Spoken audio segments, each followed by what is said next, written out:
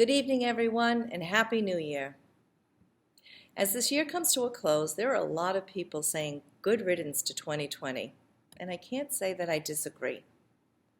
But being someone who tries to look for the silver lining in things, I wanted to spend some time tonight reflecting on the things I have to be grateful for the accomplishments of our staff and our guests, and to express my gratitude to you for your loyal and continued support. Each and every one of you has made a difference in the lives of the guests we have the privilege to serve every day, and especially now during the pandemic. We all know what a tumultuous year it has been. Back in March, when the pandemic first began, I remember sending an email to the staff announcing some changes for the next 2 weeks. Well, 2 weeks turned into 10 months and counting. It has been 282 days since I sent that email. And for every one of those days, the staff of St. Francis House has shown up and brought with them a positive, we can do this attitude. And why? Well, for the very reasons you have been such loyal supporters. Our guests need St. Francis House to stay open, to be the one thing they can depend on amidst all the uncertainty of the pandemic. And our staff did more than just show up. They came early. Many mornings, the line of guests waiting to come inside would extend all the way down Boylston Street to the CVS. And every morning, Angel, Bo, and Zoe were there to greet them and welcome everyone in outside of the cold.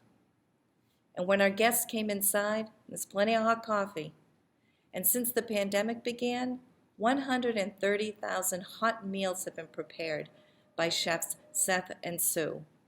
They're now served in to-go containers, and they're eaten comfortably in our dining room, completely retrofitted with plexiglass dividers to keep everyone safe. When bellies are full, Alex and Louis take over, making sure everyone has the clothes they need, everything from socks and sneakers to warm winter coats. But you know, St. Francis House provides more than just refuge. And we have never stopped providing the emotional support our guests need. This past year, despite the pandemic, or maybe because of it, more than 200 guests have sought mental health counseling, recovery supports, and case management from Julia and her team of clinicians and case managers.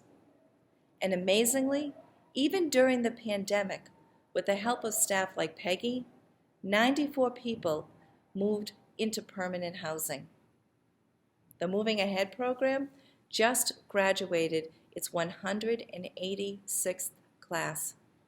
Lisa and Jackie are busy teaching the next class, and they're recruiting for the one after that.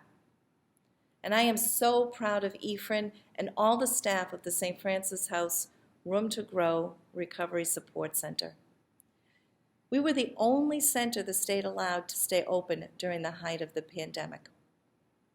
And if this wasn't enough, now that winter is upon us and all the shelters are full with no room to expand, the staff of St. Francis House, under the leadership of Andrea, has leased a hotel and is operating a shelter for 100 men, women, and people who would have nowhere else to go but the streets.